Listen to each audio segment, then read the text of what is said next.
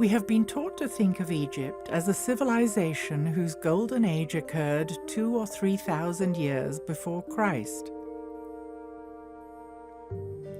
Imagining this magnificent culture springing from small settlements in biblical times makes us wonder whether we've got the timeline right. World cultures have myths that speak of high levels of consciousness, superior science, art, and architecture from eons ago. How do we reconcile this?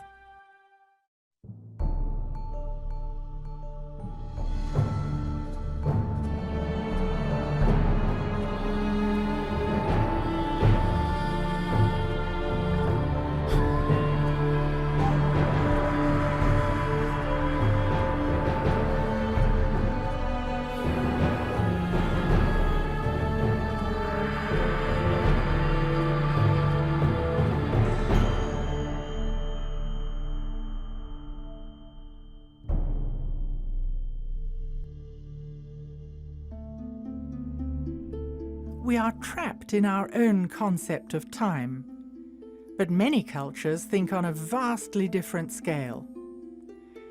Science has established that the earliest human remains are about 2.5 million years old. It has shifted our marker back, so that now we are able to conceive of human culture being much, much older.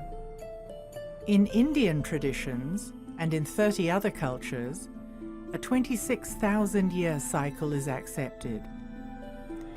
How does that affect the traditional chronology of Egypt, which insists that the pyramids were constructed as recently as 2450 BC? Will this force the issue of rethinking the chronology of ancient Egypt? Every year, authors, scientists, and alternative thinkers come together for the Conference on Precession and Ancient Knowledge.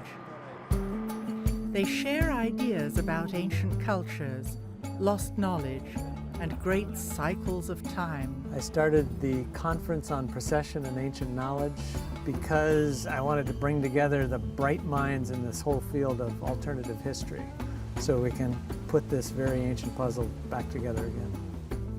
Geologists, physicists, engineers, and archaeoastronomers discuss the accepted dating of world history. I'm convinced that there is a misunderstanding about the tenets of Egyptian civilization. And I'm convinced that there is misunderstanding about its datings. To me as a geologist, it's unquestionable that the chronology has to be redone. Knowledge of precession and advanced astronomy existed in extremely distant times. So I think we're looking at a chronology that's far, far older than is accepted. By integrating recent scientific discoveries in different disciplines, they define a new timeline of our past. The Egyptians provided us with concrete evidence that describes political events from a far more distant past than we can imagine. Why has this been overlooked? The Egyptians themselves, in at least one stone tablet, the Palermo stone, and one papyrus, the Turin papyrus, they say that ancient Egypt is much, much older than the Egyptologists think it is.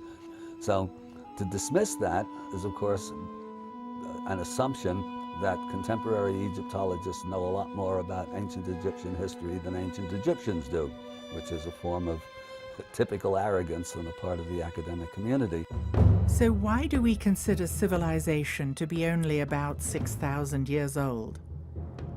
Is it because of our limited imagination, or is there another reason? Modern scholars tend to minimize the age because it fits better with the current paradigm of history. You know, the current paradigm is 5,000 years ago, man was hunter-gatherer. He had to have writing before he could build large structures or civilizations. He came together to protect himself from other warring parties. at things like this. And so, for example, in Corral, Peru, when they found that amazing six-pyramid structure down there, they assumed it was built by the Incas, because that's only 500 years ago, and the Incas built most of South America. Well, when they got this very good carbon dating that shows it's 4,700 years old, it really blows a hole in current history theory. Generally, the academic community is just sort of silent about it right now because they don't have any good ideas with the current theories of history. A cross-disciplinary approach helps us to put hard evidence and theory together to reach a greater understanding. If we consider the data coming from astronomy, geology, astrology, and climatology, we can arrive at new conclusions about the chronology of ancient Egypt. We have two sciences that are playing with it. We have astronomy, we have geology. With the pyramids, we have a much more precise science. They've aligned the monuments. And they have the religious ideas locked to the machinery of the sky and the constellations and the sun and so forth. So we can use that with high precision and arrive at that date. How does this information affect the dating of the Great Pyramid? Was it really built when Egyptologists say it was? The traditional date for the Great Pyramid is about 2550 or so BC, give or take. I mean, people argue about the dates, and some people want to date it down to a particular year. I think that's a precision that's not justified whatsoever. I like to use the metaphor of painting a house. If you painted your house last in 2003, that doesn't mean your house was built in 2003. So I subscribe to the notion that there was probably quite a lot of work done on the Great Pyramid in 2450 BC, but that it probably was built quite a bit earlier than that. There's something very threatening about changing the dates because it takes us out of the patriarchal era. But I think that there was a whole world of Egypt that existed in matriarchal times, and I think the evidence is quite strong for that.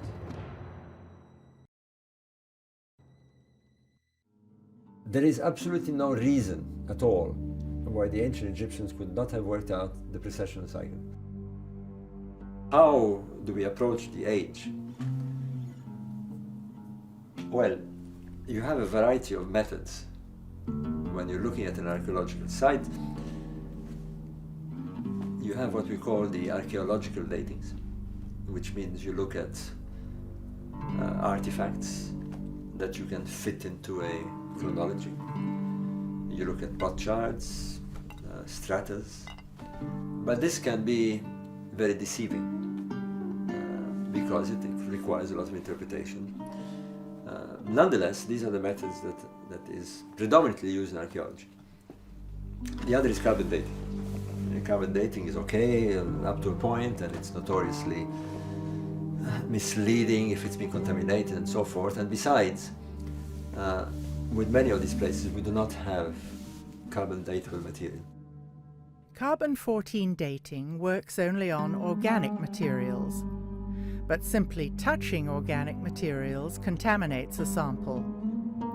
Stone cannot be carbon dated. There is another form of dating, which is to use precessional astronomy. What can we use to measure time? Are there markers that connect to the movement of the stars? The stars would shift about 1 degree every 72 years. It's not anymore in the same spot. Our planet is moving, but we can't feel it, not in the same position. And that was, it's in a change all the time. Nothing stands still. You know that our planet make a cycle every 24 hours, sunrise every 24 hours, right? But our planet also revolve in a different way. Precession is the motion of the axis of the Earth, which wobbles like a spinning top due to gravitational pull. They make one round every 26,000 years. If you have a monument, for example, let's take one that we know for sure, the temple of Isis at Dendra. It's a small temple behind the Hathor temple. That one is 99% sure aligned to the rising of Sirius. So if we have certainty that the temple has its axis aligned to the rising of a star, and we know which star it is, then we can date it. It's very simple, we do it in a matter of minutes. This is known as precessional astronomy. The star moves or appears to move because of the precessional wobble. We have a date. Plato called a precessional cycle of 26,000 years a great year. The great year is Plato's term for this vast cycle of time, one eon, one precession of the equinox. It's about 24,000 years. And there's over 200 myths that talk about this cycle of alternating dark and golden ages, or that make reference to a golden age in the distant past. 30 different cultures have passed down these myths from time to time, and they all related to the movement of the stars, which we know today as precession. Even Sir Isaac Newton himself wrote a book on it, trying to match history to each of the constellations of the zodiac, and it was wiped out by the Darwinian evolution paradigm, which came along, you know, less than 200 years ago, where it became unacceptable to admit that a culture that lived long, long before us might know something that we don't know.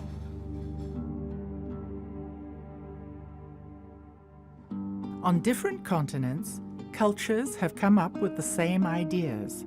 There's a certain science of cycles that's embedded into the world age doctrine of the Maya.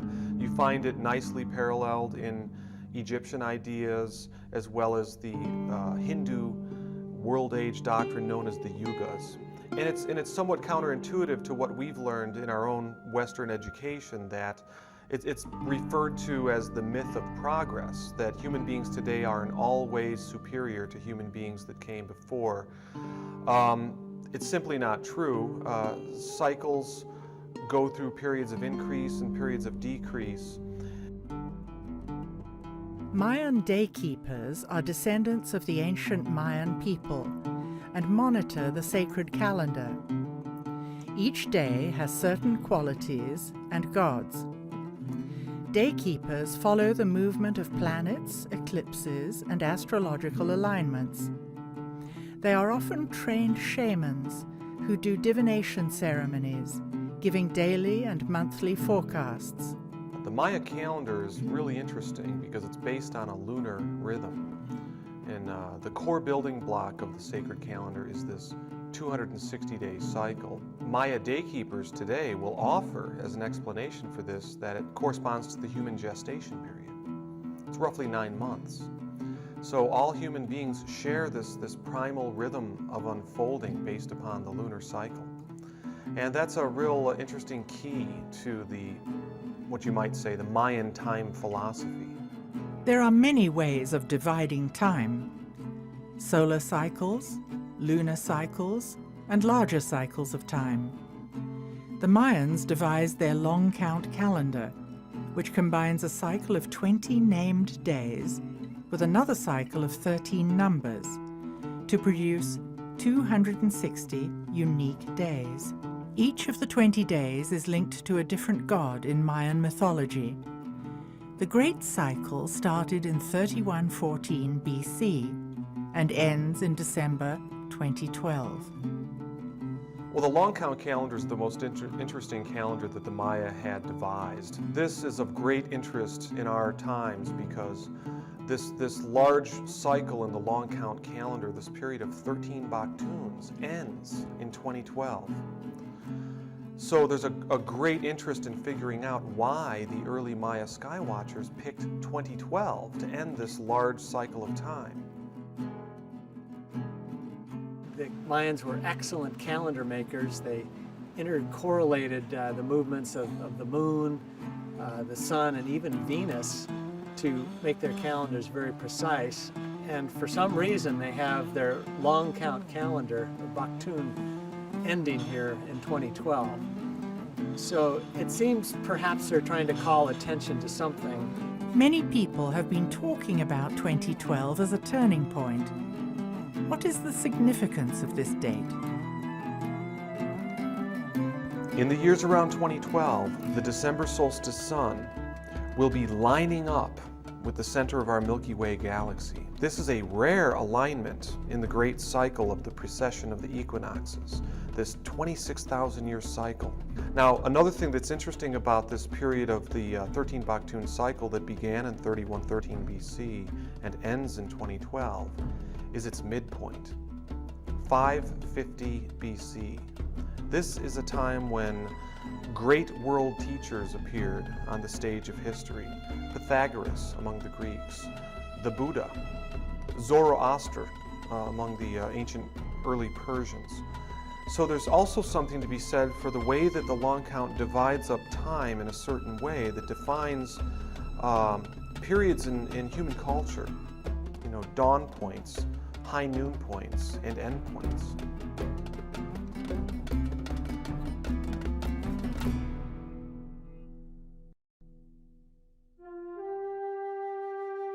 A carved stone or stela describing the long count calendar was discovered at Ixapa in Mexico.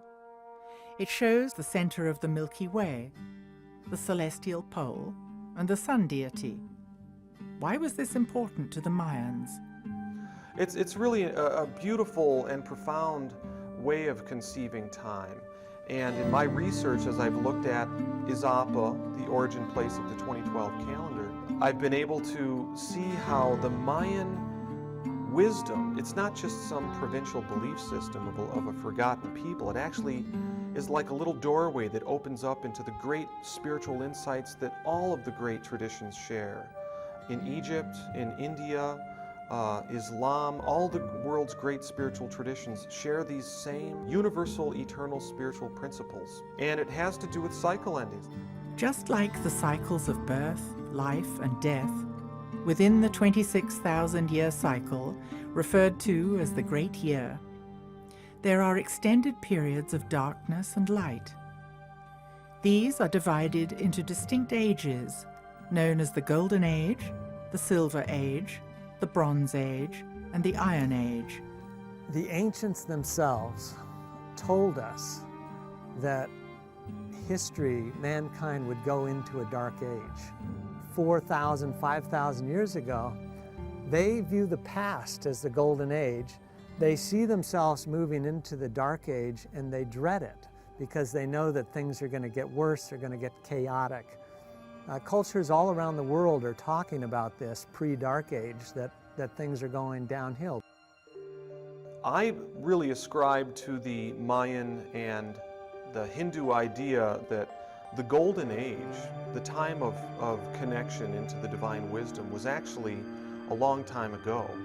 And we've been moving through periods of increasing densification, increasing alienation from the spiritual light.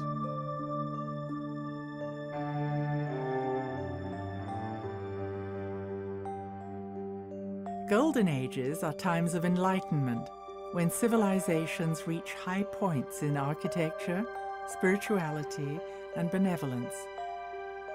This is considered to decline slightly in the Silver Age, further deteriorating in the Bronze Age, and reaching extreme levels of chaos, corruption, and ignorance in the Iron Age or Dark Age. Then the cycle works its way back up to the next Golden Age. One of the ways to measure the 26,000-year Yuga cycles is through the ages of the zodiac, which the ancient Egyptians clearly understood. The origin of the zodiacal signs is a very good question, actually, and probably impossible to determine. The only one of the signs that vaguely looks like what it's supposed to is Leo the lion. The stars making up Virgo definitely don't look like a virgin, whatever a virgin looks like these days. And the other signs are equally mysterious, the crab, the bull, etc., etc. Knowledge of precession and advanced astronomy existed in extremely distant times.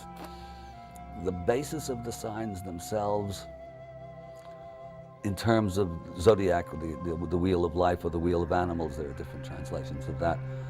mean, if you really want to know what the signs signify, you have to go into the qualities and properties of the signs themselves. In other words, each sign is male or female. Each sign is fire, earth, air, water.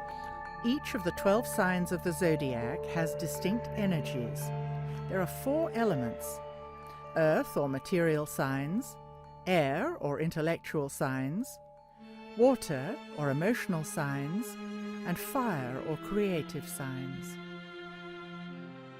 By looking at the 12 zodiacal ages of about 2,000 years each, we can rethink the Egyptians' concepts of time and recreate the chronology.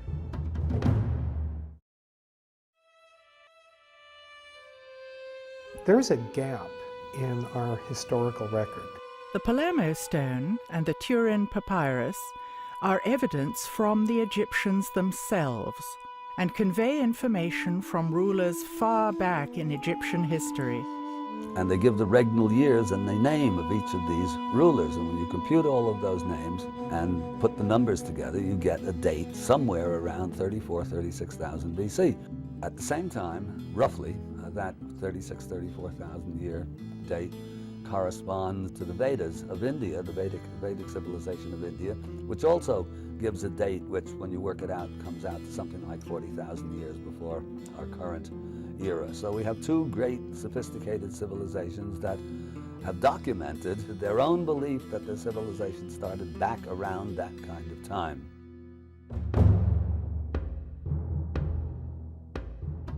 It is interesting to note that this is roughly 1.5 precessional cycles ago, dating back to a previous golden age.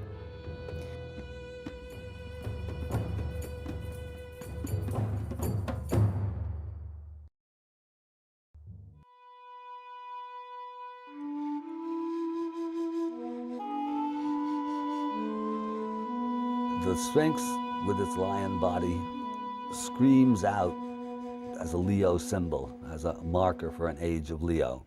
The last age of Leo had its ingress at around 10,500 BC. So that's the date favored by Graham and by Robert Bauval.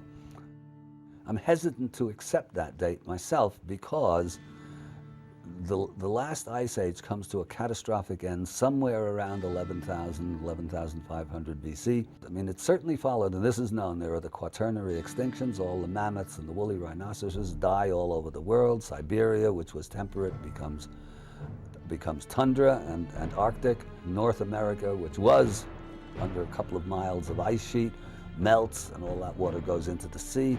The sea rises 300 feet over the course of a couple of thousand years, but in stages, and some of those stages very precipitous, maybe corresponding to the biblical flood and possibly Plato's Atlantis myth. So under these circumstances, which are catastrophic the world over, to me, it seems unlikely that the Sphinx and the pyramids, which presuppose a settled and stable and sophisticated society, could have built those amazing structures under those kinds of conditions.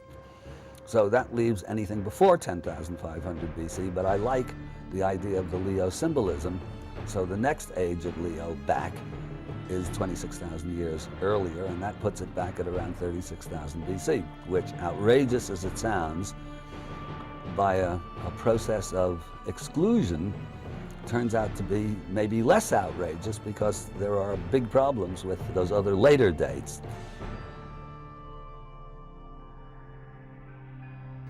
Looking at the weathering on the Sphinx and the Sphinx enclosure, that weathering was clearly formed by runoff from precipitation. It is indeed water weathering and precipitation induced, so it has to have been done in the distant past, and the question then is, how distant was that past? It could take tens of thousands of years for the Nile to have migrated 8 miles. Can we use this evidence to redate these monuments? When you look at geology, you can see that the riverbed has migrated all the way from the west, beyond 50 kilometers to the west, Then it passed across the plateau, and you can see that the ancient riverbed actually went right up to the pyramids, and the initiates could have stepped right off these barges up onto the causeways into the pyramids. Now, if you look, the Nile is a full 8 miles to the east, and it's the dividing point between Cairo and Giza. And so if we look at geological time, it would take several tens of thousands of years in order for the Nile to make that migration. We can compare that to places like Tiahuanaco in Bolivia that almost certainly was on the edge of Lake Titicaca, and now it's 50 miles away. So it changes the whole idea of how ancient these places could have been. How many thousands of years does it take for a river to make this huge journey? The oases of El Khaga and Fayoum run parallel to the Nile today, but 100 kilometers west. It seems that the river migrated all the way from here to its current course. Evidence of ancient human settlements has been found in the area that is now desert, but once had water. At these locations are stone circles, indicating a knowledge of astronomy. What does it tell us about the distant past? What can we conclude about the dating of the pyramids and the Sphinx? And all I can really say at this point, given the data I have, is that I think it has to be at least back to 5000 BC. Could it be older? In fact, might it well be older? Yes. Generally, if sort of pressed for dates, I'll say my best estimate is somewhere in the period of 7000 to 5000 BC. So that's really a working range that I'm comfortable with.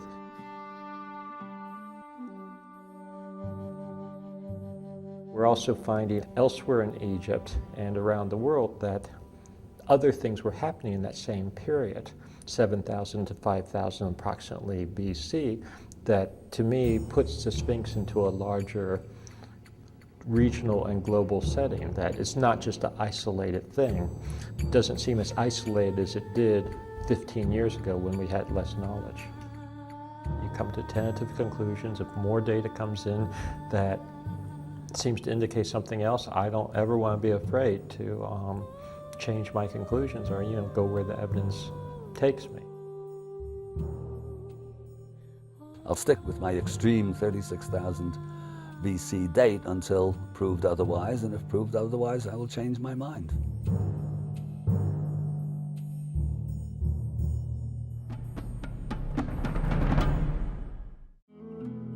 How can we tie the concept of the Yuga or Vedic cycles into something more concrete that we can recognize in our own history? If we re-examine the stories that are often dismissed as fanciful myth, we might find that it indicates greater forces in play. Those of us that are seriously looking at this old Vedic concept of the world ages, the cycle, we know that the Golden Age, the last Golden Age, basically the peak of the cycle was about 11,500 BC, highest point. We also know that Plato mentions a series of catastrophes which have come down to us as the Atlantis legend, in which he claims that on our calendar system it would have been around 9500 BC. Some tremendous upheaval apparently occurred, a lot of destruction.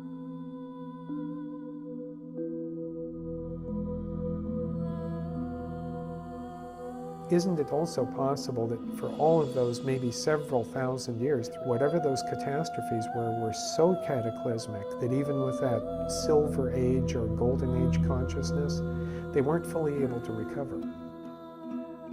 The end of the Golden Age and the decline into the falling Silver Age, or what we would refer to as Mental Age, marked the time at which we were falling out of a state on this planet where the average person had the potential or capability to be in a state, a very high state of awareness.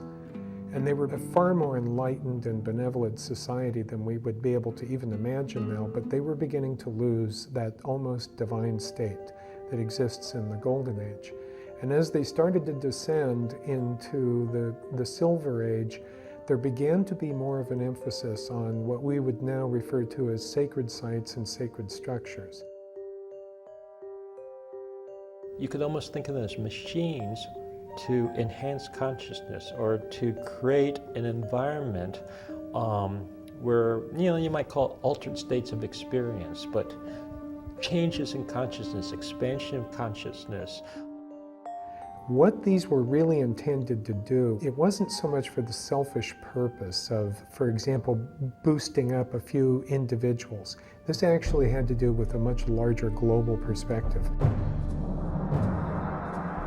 And that's effectively what the Great Pyramid was. It was basically a device, a generator for, if you will, broadcasting and transmitting throughout the planetary structure a type of field which uplifted the entire humanity. For at least 1,000 years, this structure performed beautifully. My guess is that it probably did a lot to help offset the fall into the Dark Ages. And I think what the pyramids did is that for those individuals that were at least somewhat receptive, it kind of kept that energy polarized into the higher centers. This is very real, and I think this is very important. It's like great art or great spiritual insight, expansion of consciousness. In a way, there's nothing more important than that. It couldn't do it forever because eventually Mother Nature is going to win out, and this cycle is part of nature. It's as much a part of the natural world as day and night are. We have the ability to grasp those electromagnetic forces and the more fundamental forces that underlie those to basically prop up humanity for a while using the system. Now the pyramids only have a very direct effect if you're close to them, which is the way it is in this age. You know, if we go stand in the pyramid, we might feel an effect like that. But I suspect thousands of years ago, you didn't have to be near it. I think it was probably a global effect.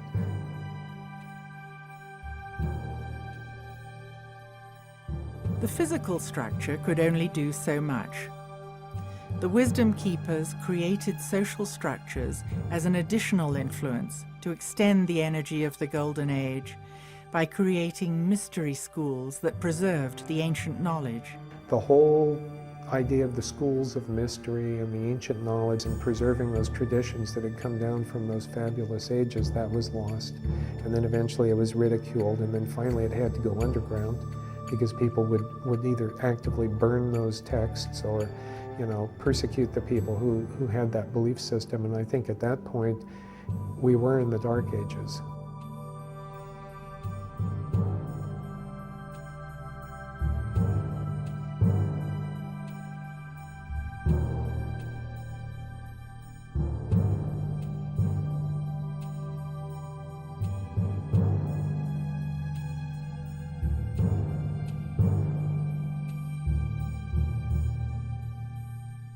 The exact end of the cycle of darkness is approaching. Each winter solstice before 2012, our sun comes into close alignment with the galactic center. This means we are beginning to feel the shift of energy already, even though the exact conjunction is December the 21st, 2012. So all signs point to the interpretation that we are deep into the period of increasing darkness. What happens at the end of that downward trend is a turnabout. And I believe that that's where we are right now in history. The Mayan material for 2012 basically indicates this turnabout point, this point of maximized spiritual darkness.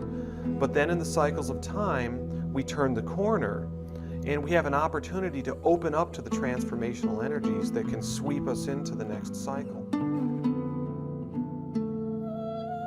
I hope that the Mayan ancestors trying to interpret the few writings that are left are correct, that it means there's going to be some quickening or something like that. Because that would actually go with our latest understanding of the yugas. What a yuga cycle really is one precession of the equinox. And using these later scholars' interpretation, we're actually in the very early stages of consciousness accelerating. has to do with the opportunity that we have to open up to the divine wisdom, to the transformational energies. But it always comes down to free will. Nothing is predetermined. It always comes down to a choice that we all have to close down in fear, succumb to fear, close down, become more limited in our consciousness, or open up to the blessing of the connection to the higher wisdom that is symbolized in the Maya tradition by the galactic center, the womb of the Great Mother, that which can transform and renew.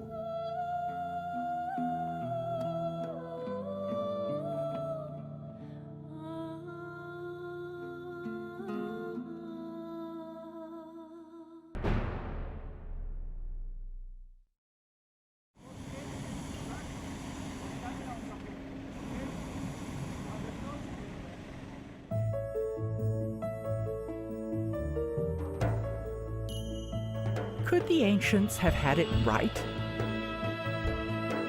Perhaps we should consider that we too can return to high levels of consciousness, heightened perception, and inspired creativity. It would serve us well to embrace nature and to protect the planet's environment.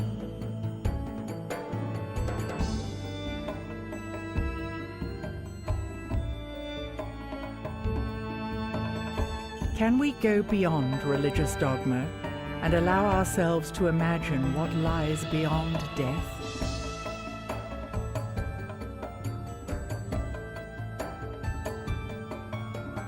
How would humanity change if, instead of material wealth, consciousness was our highest value?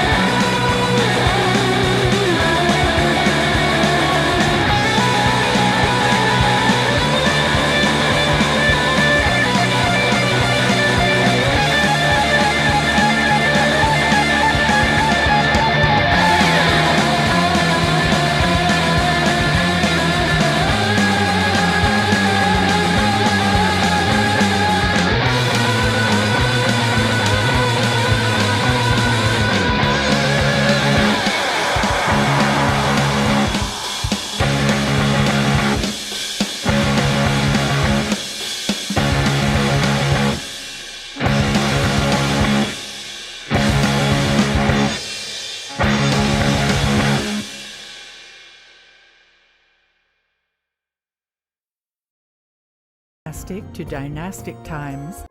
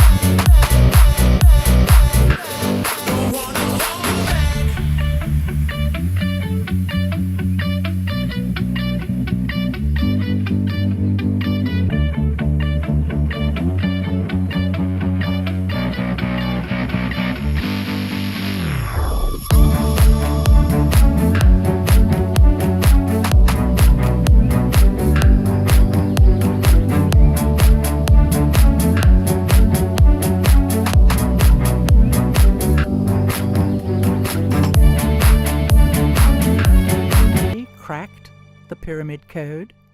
Wake up. We have it. We got it. Just know that we have it.